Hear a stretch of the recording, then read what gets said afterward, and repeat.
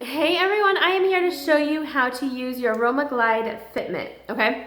So you can buy these on as a quick order or in your ER in virtual office, and it is a pack of 10, okay? And on there it gives the instructions on how to use it, but Samuel and I are gonna show you how to do it.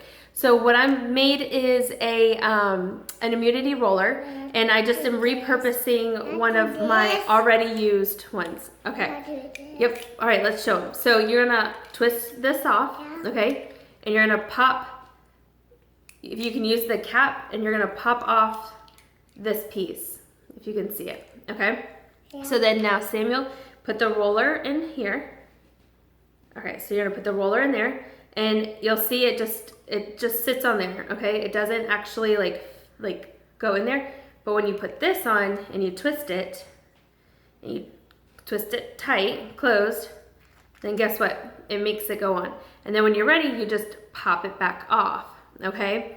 And you can use this to pop it back off, and it's that simple. So see, now it's off.